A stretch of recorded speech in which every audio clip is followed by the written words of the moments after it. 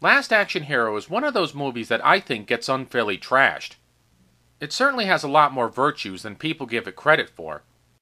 I even like it more than Jurassic Park, which also came out in the summer of '93, and think that it's a better film than the overpraised Spielberg flick. Unfortunately, the Super Nintendo game that came from the Last Action Hero film did it no favors. And its final boss battle is yet another insult heaped upon the hill of insults that have already been hurled at the film. So anyway, let's get into it. Stupid boss battles. Last Action Hero for the Super Nintendo. Benedict. The last level of the game is a real endurance test for even the most seasoned gamer. So is the game, for that matter.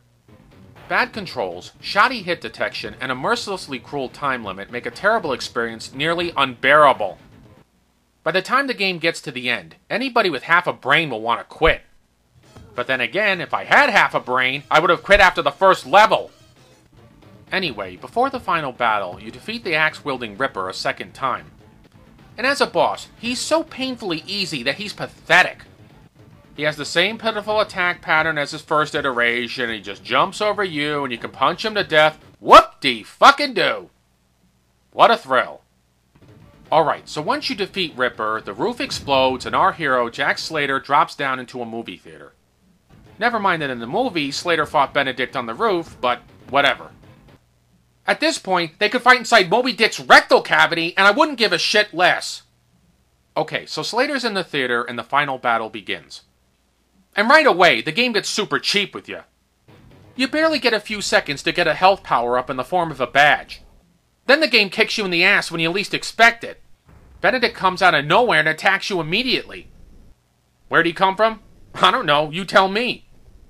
Maybe he came from Jack Slater 3 or 4.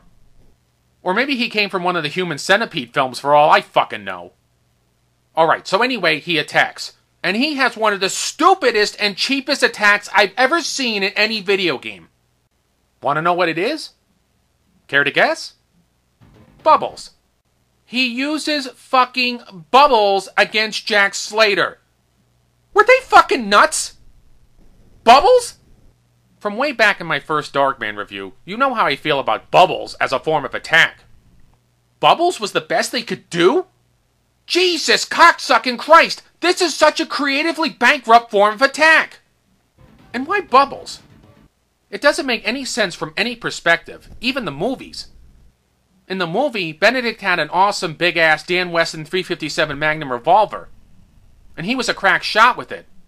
So why doesn't he have it here? Ripper uses his iconic axe, and some of the regular bad guys have guns. So again, I ask you, why can't Benedict have his fucking revolver? It is just insane. Insane. Imagine fighting Darth Vader in a Star Wars game. But instead of wielding his iconic red lightsaber, he throws confetti at Luke. Or pink bananas. Or his mechanical testicles. Wouldn't you be wondering why they didn't use his famous weapon there? Well, it's the same thing here. There is no good reason for this. None at all. Now, if they were against using his gun for whatever demented, unfathomable reason, then why not use his knife instead? At least that would be in keeping with the film. Or if not the knife, then at least his exploding prosthetic eye, or maybe a stick of dynamite, or even the movie ticket. But no, we get bubbles. Oh, but they're not any ordinary bubbles. Oh no. They're homing bubbles. Ooh, I'm scared shitless now! Unfortunately, this weapon is very cheap and difficult to avoid.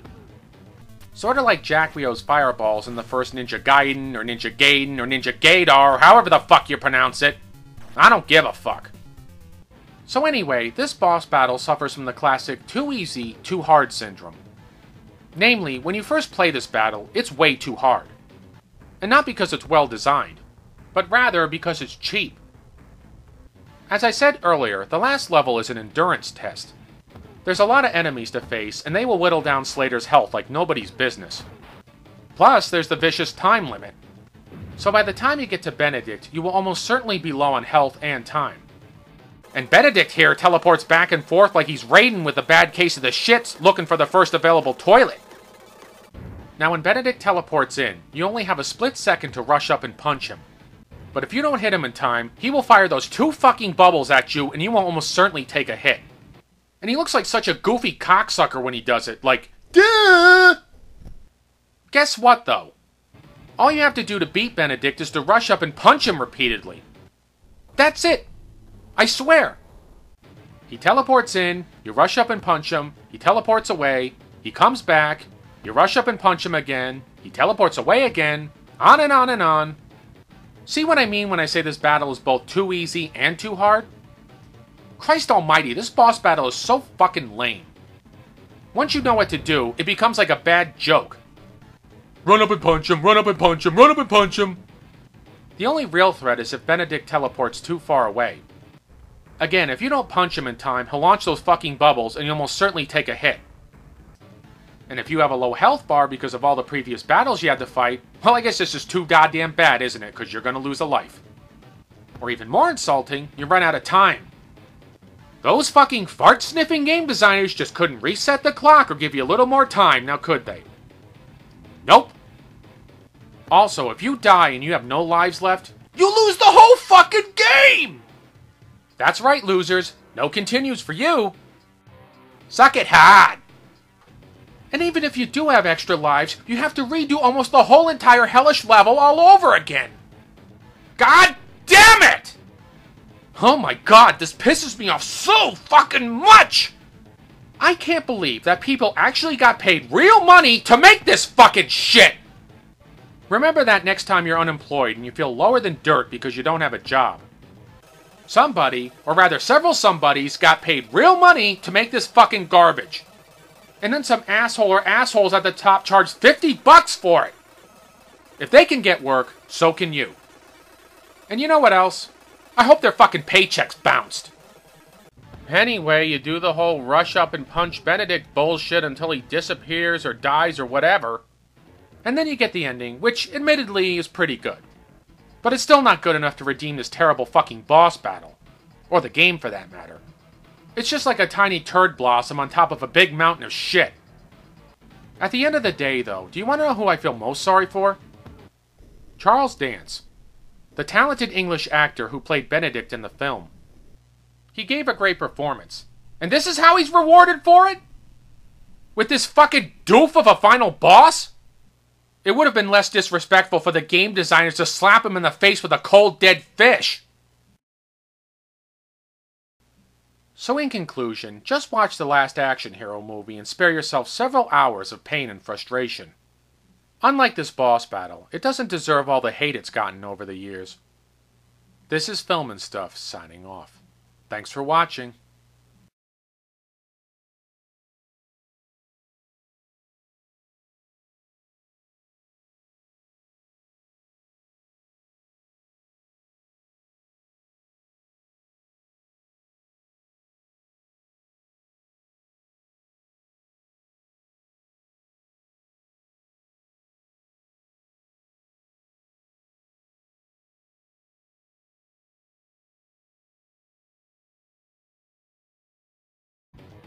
I can't believe that people actually got paid real money to make this fucking shit!